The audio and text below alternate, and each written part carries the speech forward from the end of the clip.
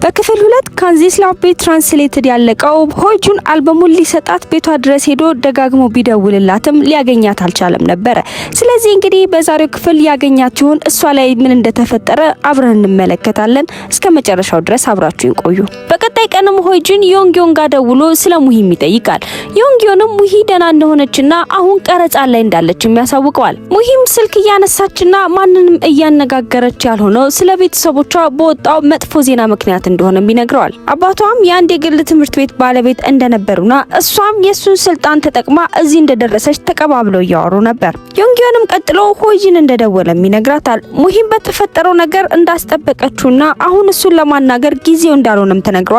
ሙሂም የድሮ ትውስታዎቿ ወደ እሷ ይመጡባታል። ትንሽ ሆና አጎትና አክስቷ በልደቷ ቀን የተፈጠረውን ሲጠይቋት ምንም እንደማታስታውስም የተናገረችውን ታስባለች። በኋላም ቀረጻ ላይ ያለች ሙሂ የድሮ ትውስቷ እንደ ወጀብ ሆኖ ወደ ኋላ ይጎትታታል። ትንሿ ሙሂ የልደቷ ቀን አባቷ እየሳቀ ስጦታም ሲሰጣትም ትመለከታለች። ታዲያ በዚህ መሃል በድንገት ዶራሚ ትመጣና ሁሌም የምትፈሪ ፍርሃትሽ እውነት እንደሆነ ታረጋግጫለች። አንቺ በማንም መወደድ የማትችይ ሰው ነሽ ትላታለች። በዛ ፍርሃት ውስጥ ሆና ሙሂ አይኖቿን ትጨፍናለች። ልክ ግን አይኖቿን ስትገልጽ ራሷን አልነበረችም። ራሷን ማታቀው ሌላ አዲስ ሰው ሆና ነበረ። ዶራሚ እሷን ተክታት ራሷን አገኘችው። በሌላ በኩል ሂሮ ለናሚ ሙሂን ማግኘት እንደሚፈልግ ይነግራታል። በትውስታም ወደ ኋላ ሲመለስ በረራው ላይ እያሉ ዶራሚ በሙሂ ፋንታ ሂሮን ስመው እንደነበረም ያስታውሳል። የዛን ዕለት ማታም ሆይጂን ወደ ቤቱ ሲመለስ ጨለማ ውስጥ ሙሂን ተቀምጣ ይመለከታታል። እሱም በእርጋታ ምን እንደምትሰራ ሲጠይቃት እሷም እኔ ሙሂ ሳልሆን ዶራሚ ነኝ ብላ ራሷን ታስተዋውቀዋለች። የዛን ዕለት ጧትም የሙሂ አጎትና አክስት አንድ ቤተክርስቲያን ውስጥ ሆነው ሕፃን ልጅን እያስጠመቁ ነበር። ታዲያ በሩ በድንገት ይከፈትና ሚኒስከርት የለበሰችው ሙሂ ቀጥታ ወደ እነሱ ታመራለች። በቀጥታም ልጁን ወደ ላይ አቅፋ እኔ የሱ ክርስትና እናት ነኝ ብላ ጮክ ብላም ትናገራለች። ነገሩ ግን ሙሂ ሳትሆን ውስጧ የነበረችው ዶራሚ ነበረች። ፕሮግራሙም ከተጠናቀቀ በኋላ ዶራሚ የሙሂን አጎትና አክስት በቀስታም ታናገራቸዋለች። እሷም ሙሂ ሳትሆን ዶራሚ እንደሆነችም ታሳውቃቸዋለች። ቀጥላም የሙሂ ቤተሰቦች ላይ የተፈጠረውን እንደምታቅና ከዚህ በኋላ በልጅቷ ህይወት ውስጥ ገብተው ምንም አይነት ነገር እንዳያደርጉም ታስጠነቅቃቸዋለች። ታዲያ የዛን ዕለት ምሽት ሆይጂን ወደ ቤቱ ሲገባ ሙሂን ቁጭ ብላም ይመለከታታል። እሱም የተፈጠረ ነገር እንዳለም ግራ በመጋባት ውስጥ ሆኖ ራሱን ይጠይቃል። ቀጥላም ሙሂ ለምታቀርብለት ይቅርታ እንዳይቀበላትና አብራትም ወደ ጣሊያን እንዳይሄድም ትነግረዋለች። ሆይጂንም በምላሹ የሰውን ስሜት መረዳት ከማይችልና ለማንም ግድ ከማይሰጠው ሰው ጋር አብሮ መሆን እንደማይችልም ይነግራታል። ዶራሚም ቀጠል አድርጋ እኔ እናንተ አሁን ስለተነጋገርነው ነገር ለሙሂ በጭራሽ እንዳትነግራትም ትለዋለች። የዚህን ጊዜ ሆይጁን እየተፈጠረ ባለው ነገር ግራም ይጋባል። ዶራሚም ይሄን ካለች በኋላ ልትወጣ ስትል ሆይጁን ሊከተላት ይሞክራል። ሆኖም ግን እሷ የሚጠጣው ውሃ ውስጥ መድኃኒት አርጋ ስለነበረ እይታ ይቀንስና ሶፋው ላይ ይወድቃል። በቀጣይ ቀን ጧት ሆይጂን ደካክሞት ከእንቅልፉም ይነሳል። ማታ ሙሂ የሆነችውን ነገርና ያወራችውን ንግግር እያሰበ በተፈጠረው ነገር እውነት ይሁን ውሸት ግራም ይጋባል። ዮንግዮንም የዚህን ጊዜ እቃውን እያስገባ እንደሆነና ወዴት ማድረግ እንዳለበት ይጠይቀዋል። ቀጠልም አድርጎ ሙሂ ዛሬ ጧት ከዚህ እንደሄደችም ይነግረዋል። ሆይጂን የዚህን ጊዜ ለጥያቄው መልስ ለማግኘት ብሎ በራሱ መንቀሳቀስም ይጀምራል። በሌላ በኩል የሙሂ ማናጀር እንዲሁም ደግሞ ዳይሬክተሯ ሆነው ስለ ቀጣይ የጣሊያን ቀረጻዎችም እየተነጋገሩ ነበር። በዚህ ቀረጻ ላይም የሂሮ ሚና ከፍተኛ እንደሆነም እየተነጋገሩ ሳለ ታዲያ በዚህ መሃል ጆን ለዮንግዮን ማውራት እንደምትፈልግ መልእክትም ትልክለታለች። እሱም እላይ እንድትመጣና ማውራት እንደሚችልም ይነግራታል። መልእክቱን በደንብ ያልተረዳችውም ጆን ቀጥታ እሱ የሚኖርበትን ቤት ነበር ሄደችው። ቦታውንም ከዛ ቀደም ባሳለፉት ምሽት አውቃው ስለነበረ በሩንም ታንኳኳለች። እየከፈተችው ሴት ስለነበረች ባየችው ነገርም በጣም ትደነግጣለች። በሁኔታው ግራ ተጋብታና ተደናግጣ ይቅርታ ጠይቃ ትመለሳለች። በሌላ በኩል ሆይጂን ሙሂም ሊያገኛት እንደሚፈልግም ነግሯት ወደ እሷም ያመራል። ሙሂም ከዛ ቀን በፊት የተቀበለችውን ልብስ ለመመለስ ወደ ቀረጻ ቦታ ሄዳ እንዳለ ልብሱንም ከመለሰች በኋላ ከኪሷ ውስጥ የተገኘውን ከመጽሐፍ ላይ የተቀደደ ወረቀትም ይሰጧታል። እሷም ምን እንደሆነ ማወቅ ስላልቻለች ዝም ብላም ትይዟለች። በዛው ሰዓት ሆይጂን ይደርስና ያገኘችውንም ወረቀት ለሱም ትሰጠዋለች። እሱም ልክ ወረቀቱን እንዳየ ከሱ ቤት የነበረው የግጥም መጽሐፍ ቅዳጅም እንደሆነም ይረዳል። ሙሂ ግን በዚህ መሃል ምንም የምታስታውሰው ነገርም እንደሌለም ተረዳ። ሙሂም ቀጥላ ስላደረገችውና ስለተፈጠረው ነገር በጣም እንደምታዝንና ይቅርታ እንዲያደርግላትም ትጠይቀዋለች። ሙሂ ለመጨረሻ ጊዜ የምታስታውሰው የመጀመሪያው የቀረጻ ቀን አይኗን እንደጨፈነችና ስትነቃም ራሷን ያገኘችው ተኝታ እንደሆነና ቀሚሱም ፊት ለፊቷ ሆኖ እንደነበረ ነው። ሁሉንም ነገር ለካ ስታከናውን የነበረችው ዶራሚ እንጂ ሙሂ አልነበረችም። በቀጣይ ቀን ሙሂ ሂሮን ለምሳ ግብዣም ታገኘዋለች። ማናጀሮቻቸውም ከነሱ አረፍ ብለው ሌላ ጠረጴዛ ላይም ተቀምጠው ነበረ። ሙሂም ሂሮን ስታገኘው ለሱ የሚሆን ስጦታ ይዛለት መታ ነበረ። ታዲያ ሂሮ ስጦታውን ሲቀበል በኮሪያኛ ሲናገር ሂሮ ትንሽ ኮሪያኛ መስማትና ማውራት እንደጀመረም ትረዳለች። ቀጥሎም ሂሮ ስለተሳሳሙት ሁኔታም ሲያስታውሳት ሙሉ ለሙሉ ሙሂ ይህ አልተፈጠረም ብላም ትክዳለች። ሂሮም በጃፓንኛ እሷ ወዳው እንዳልሳመችውና ግን ደግሞ ለምን እንደሳመችው ማወቅ እንደሚፈልግም ጠይቋት ነበር። እሷም በተፈጠረው ነገር ግራ ስለተጋባችና መልስ ስላጣች ወደ መጸዳጃ ቤት መሄድ እንደምትፈልግም ነግራው ወደዛው ታመራለች። ሙሂ በመስታወት ራሷን እያየች ለማስታወስም ትሞክራለች። እሷ ትሁን ዶራሚ ይህንን ያደረጉት ለማወቅ ብላ አይኗን ስትጨፍን አሁን ዶራሚ ወደ ነበረችበት ትመለሳለች። ታዲያ በዚህ መሃል ሆጂን ይደውልና ተገናኝቶ ማውራት እንደሚፈልግም ይነግራታል። በምላሹ ግን ቀዝቃዛ ምላሽ ሰጥታ ዶራሚ ስልኩን ትዘጋበታለች። ሂሮ ጋም እንደደረሰች ወደሱ ጠጋ ብላ አቅፋ በጆሮ አንድ ነገርም ትነግረዋለች። ተሰነባብቶም ሲመለሱ ከማኔጀሯ ፓስፖርቷን ተቀብላ ወደ ጣሊያን ልታመራ እንደሆነም ታሳውቀዋለች። በሌላ በኩል ጂዮን ዮንጊዮንን ላለማግኘት ብትጥርም አልተሳካላትም። ቀጥታም ዮንጊዮን ወደሷ ያመራና መነጋገር እንደሚፈልጉም ይነግራታል። የፎቁ ጫፍ ላይም ተገናኝተው ሲያወሩ እሱ ለአንድ ቀን ብቻ እንደማይፈልጋትና ከሷ ጋር ትክክለኛ የሆነ ጤናማ ግንኙነት እንዲኖራቸው እንደሚፈልግም ያሳውቃታል። የሰማችውን ነገር በጣም ያናደዳትም ጂዮንም ቤቱ ስትሄድ ያገኘቻት ሴት ማን እንደሆነችም በንዴት ተጠይቋለች። ዮንጊዮንም ወዲያውኑ ከዛ ቤት እንደወጣና ወደ ሌላ ቦታም እንደሄደም ይነግራታል። የዛን ጊዜ ጂዮን ስህተት እንደሰራችም ትረዳለች። በቀጣይ ቀን በውባ ጣሊያን ውስጥ ዶራሚ አንድ ካፌ ቁጭ ብላ አይስክሬም እየበላች ነበር። ቀና ስትልም ከፊት ለፊቷ ሆጂንን ትመለከቷለች። ሆጂን እዛ የመጣውም አሁን ሙሂ ሁለት ማንነት እንዳላትና አሁን ያለችው ዶራሚ እንደሆነችም ሙሉ ለሙሉም ተረድቶ ነበረ።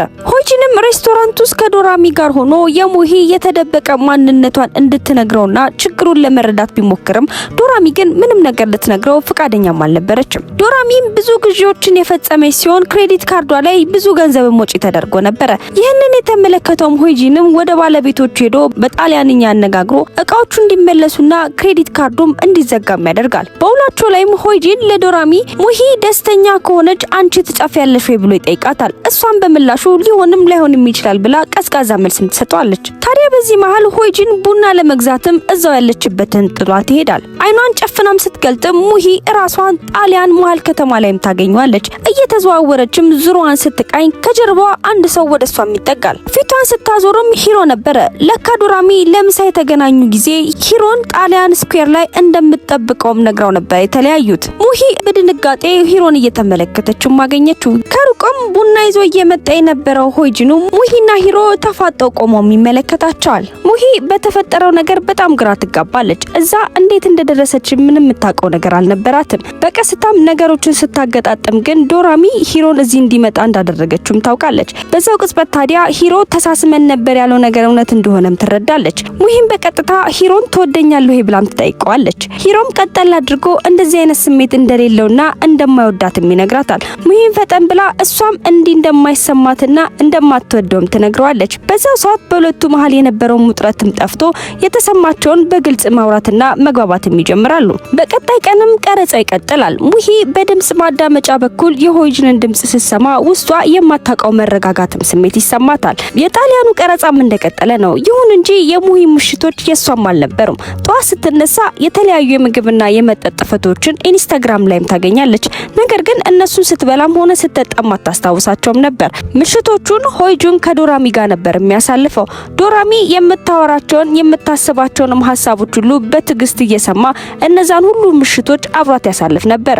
ታዲያ አንድ ምሽትም ዶራሚ ሆጂንን የኦፔራ ዘፋኟን ግጥም እንዲያመጣላትም ትጠይቀዋለች።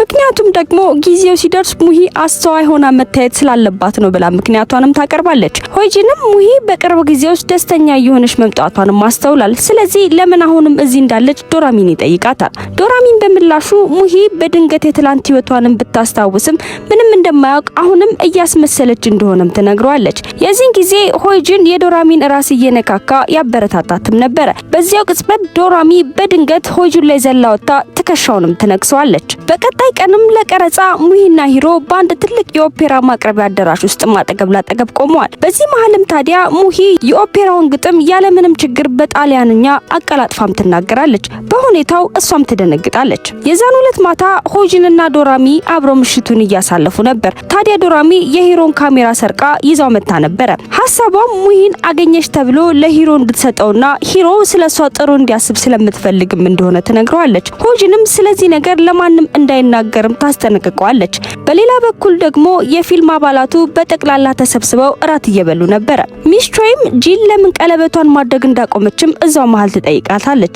ጂዮንም ምንም እንዳልተፈጠረ አስመስላ ወዲያውኑ ቀለበቱን እጇ ላይ ታደርገዋለች። በዚህ ሰዓትም ይህን የተመለከተው ዮንጊዮን በሁኔታው በጣም ይረበሻል። ግብዣው ላይም የነበረችው ናሚን በመስኮት በኩል ስትመለከት ሆይጁንን ትመለከተዋለች። ሆይጁን እንደሆነ የሚያወቀችው በለበሰው ኮት ነበር። በዚያውም አብራው አንድ ሴት እንዳለችም ትረዳለች። ማን እንደሆነች ግን ማወቅ አልቻለችም ነበር። በቀጣይ ቀንም ሂሮ ካሜራው በመጥፋቱ ሁሉም ተረባብሸው ሁሉም ቦታ መፈለግ ይጀምራሉ። በየቦታው ሲፈለግ የነበረውን ካሜራ ሆይጁን በሚስጥር ደብቆ ሙሂ የምታገኝበትን ቦታ ያስቀምጧል። በድንገትም ማታ ለካ ዶራሚ እሱን ስታነሳው እንደነበረም ትዝ ይለውና ወዲያውኑ ሄዶ ሙሂን ከነ ካሜራው ይዞ ወደ አንድ ክፍል ውስጥ ይገባል። ቀጥሎም ካሜራውን ተቀብሏት ያለውን ፎቶ ማጥፋትም ይጀምራል። ቀለል ያሉ ንግግሮችም በመሃል እያወሩ ሳለ ታዲያ በዚህ መሃል ሙሂ በድንገት ስትጠራ እዛው ጥላው እሷም ትሄዳለች። በሌላ በኩል ደግሞ ናይሚ ወደ ሆይጁን ትሄድና ለሙሂና ለሂሮ የኦፔራውን ትኬት ከመግዛቷ በፊት አንድ ጥያቄ መጠየቅ እንደምትፈልግም ትነግሯለች። እሷም የራት ዕለት ማታ ሆይጁንን ቻሚር ጫማ ካደረገች ሴት ጋር እንዳየችውም ትነግሯለች። ሆይጁንም ምንም ሳያቅማማ እሷን ይዋሻታል። አብራው የነበረችው ሙሂም እንዳልነበረችም አረጋግጦም ይነግራታል። በቀጣይ ቀንም ቡድኑ በሂሮ ጥያቄ መሰረት የጃፓን የፎቶግራፍ ኤግዚቢሽንን ለማየት አብረው ይሄዳሉ። ምክንያቱም ደግሞ የኤግዚቢሽኑ ባለቤትና ሂሮ የግል ትውውቅም ስለነበራቸው ነው። ታዲያ እዛው ያሉ በቀጣይ ቀረጻ ሊያደርጉበት ያሰቡበት የወይን እርሻ መቃጠሉንም ይሰማሉ። ሚስቾይም ከዚህ በፊት ጆንሶንግ የወይን እርሻ ያለው ባለቤት እንደሚያቀም እንደነገራትና ጆይን ደውላ ሁኔታውን እንድታረጋግጥም ትነግራታለች። ጂዮንም ወዲያው ለጆንሶንግ ትደውልና አዲሱን ቦታ ለቀረጻ እንዲያመቻችም ትነግረዋለች። እሷም ወደ ባልደረቦቿ ተመልሳ አዲሱን የወይን እርሻ የሚቀርጹበትን ቦታም እንዳገኘች ታሳውቃቸዋለች። ረፋዱ ላይም ሆይጁን ከዶራሚ ጋር ሲሄድ ወደ ነበረበትም ሬስቶራንት ይሄዳል። የሬስቶራንቱን ባለቤት ዶራሚ ሁሌም 4 ቅጠል ያለውን ምስል በመጣሽ ቁጥር ናፕኪን ላይ እንደምትስልም ይነግረዋል። ናፕኪኑንም አምጥቶ ለሆይጁንም ያሳየዋል። እሷም ጥሩ ድል ያመጣልኛል ብላ እያመነች የሳለችው እንደሆነና ሰባተኛውን ግን እንዳልሳለችውና መታ እንደምትስልም ተስፋ እንደሚያደርግም ለሆይጁን ይነግረዋል። የፎቶ ኤግዚቢሽን ውስጥ ሙሂ የኖርዘርን ላይት ያለበትን ፎቶ ፊት ለፊት ቆማ የሷንና የሆይጁንን አብረው ኖርዘርን ላይት ላይ ያሳለፉትን ጊዜ አስታውሳ እንባዋን ማስቆምም አልቻለችም ነበር። በዚያው ቅጽበት ታዲያ ዶራሚ በድንገትም ትመጣለች። ይህንን ያየው ሂሮም እየተለወጠች እንደሆነም ይገባዋል። በመጨረሻም ዶራሚ ሆይጁንን እንዲገናኙ ትጠይቀዋለች። ከተገናኙም በኋላ ዶራሚም ለሆይጁን እስካሁን እያገኘውክ ያለሁት ሙሂ ስለምትወድክ ነው፣ ነገር ግን ሙሂ ከሱ ጋር በግልጽ መሆን እንደማትችልም ትነግረዋለች። ቀጥላም ሙሂ የሷ የተደበቀ ሚስጥር እናቷ አባቷን እንደገደለችውና እሷንም ልትገድል እንደሞከረችም ትነግረዋለች። ያ ከባድ የሆነ የአእምሮ ተጽዕኖም እንደፈጠረባትና ከልጅነቷ ጀምሮ እስካሁን እስካደገችበት ድረስ ፍቅር ላይ ያለትን አመለካከት እንደቀየረውም ትነግረዋለች። ሁሌም ቢሆን ሰው ፍቅር እንዲሰጣትም መለማመጥ ትኩረትም እንዲሰጣትም ትፈልግና ስታገኘው ግን በምትኩ እሷም እንደምትሸሽም ትነግረዋለች። በሰማው ነገር ሆይጁን በጣም ይደነግጣል። በዚያው ቅጽበትን ዶራሚ ወደ ራሱ ስቦ በደንብ ያቅፋታል። ዶራሚ ሙሂ ደስተኛ የምትሆነው ደስታ ከሚመስል ቅዠቷ ስትነቃና ካንተ ስትለያይ ብቻ ነው ብላ ለሱም ትነግረዋለች። ታዲያ ከኤግዚቢሽኑ በጥድፊያ ስትወጣ የነበረውን ዶራሚ ሂሮ እየተከተላትም ነበር። ዶራሚም ወደ አንድ መታጠፊያ ትገባና ብርሃን ላይ ቆማ ወደሱም ትዞራለች። እሱም ፊት ለፊቷን እየተመለከተም ይቆማል። ወዲያውኑ ዶራሚ አንገቷን አወዛውዛ እንዳይከተላት ትነግረውና ተሰናብተው መንገዷን ትቀጥላለች። ሁሉም ነገር የተመለከተው ሂሮም ታዲያ አካሄዷንና የተሰናበ የሰነበተችበትን መንገድ ሲያስታውስ ዶራሚ ፊልም ላይ እንዳደረገችው እንደሆነም ይረዳል። በቀጣይ ቀን ጠዋትም ሙሂ መንገድ ላይ አንድ ትንሽ ጣሊያናዊ ልጅም ታገኛለች። ስሟም ማሪያ ነበረ። አንድ ምሽት ከዶራሚ ጋር ጥሩ ጊዜ ማሳልፈው ነበር። ማሪያም በድንገት ስለ ሆጂን ዶራሚ በምትጠራው ስም ጠርታ ትጠይቃታለች። በሁኔታው ሙሂም ግራ ትጋባለች። ልጅቷ እያወራች ስላለችው ነገር ሙሂ ምንም የምታስታውሰው ነገር እንደሌለም ትረዳለች። ረፋዱ ላይም ዳይሬክተር ቾና የስራ ባልደረባ ቁጭ ብለው የራት ዕለት ማታ ሆጂን ከፍቅረኛው ጋር እንደነበረም ያወራሉ። በዚህ ጊዜ ሙሂ ወሬውን በድንገትም ትሰማለች። በዚህም በጣም ቅር ትሰኛለች። በቀጣይ ቀረጻቸው ላይም የወይን ቦታ ላይ ጥሩ የጣሊያን ሰርግም እንደተጋበዙም ይነጋገራሉ። በሌላ በኩል ላሚ ለሂሮ የወይን እርሻ ውስጥም የተጠሩትን ሰርግም እንዳለም ታሳውቀዋለች። በዛውም ለሱና ለሙሂ የኦፔራውን ቲኬት እንዳዘጋጀችም ትነግረዋለች። ናሚም ቀጠል አድርጋ የራት ግብዣው ዕለት ሆጂንን ከፍቅረኛው ጋር ተቃቅፈው እንዳየችም ትነግረዋለች። ሙሂም በሰማችው ነገር በጣም ተረብሻ ነበር። ደጋግማ የሆጂን ፍቅረኛ ማን እንደሆነችም ለማወቅም ታስባለች። ራሷንም ከግድግዳ ጋር እየመታች የነበረችው ሙሂ ሂሮ በድንገት ይመለከታትና እጁን ወደ ራሷ አስጠግቶ እንዳይመታትም ይከላከልላታል። ሂሮም ለሙሂ ሆጂንን ስለዚህ ነገር እንዳትጠይቀውና በኋላም እንዳትጸጸትም ይነግራታል። በሌላ በኩል ደግሞ ጁን ለሆጂን አዲሱ የቀረጻ ቦታ የእናቱ የወይን እርሻም እንደሆነም ትነግረዋለች። ሆጂንም ይህንን ሚስጥር ለሌሎቹ እንዳትናገርም ይነግራታል። ረፋዱ ላይም ሙሂ ከሆጂን ጋር ስትገናኝ ቀለል ያለ ንግግር ካደረጉ በኋላ በጣሊያንኛ ቤቢ እንዴት እንደሚባልም ትጠይቀዋለች። በደፈናው ስለሱና ስለ ጣሊያናዊ ፍቅረኛ ማወቅም እንደፈለገችም እያሳወቀችው ነበር። ሆጂንም የዛለት ከሴት ጋር እንደነበር አምኖ ግን ማን እንደሆነች ለመናገር ቢፈልግም ሙሂ ግን እድል ሳትሰጠው እዛው ታስቆመዋለች። በቀጣይ ቀንም የፊልም ቡድኑ የወይን እርሻው ጋርም ይደርሳል። እንደደረሱም የወይኑ ባለቤት ሚስ ጃንግና ዲዮሮ እንኳን ደህና መጣችሁ ማቀባበል ያደርጉላቸዋል። የዚህን ጊዜ ሆጂን ከቡድኑ ተነጥሎ መኪና ውስጥም ተቀምጦ በካሜራ ይከታተል ነበር።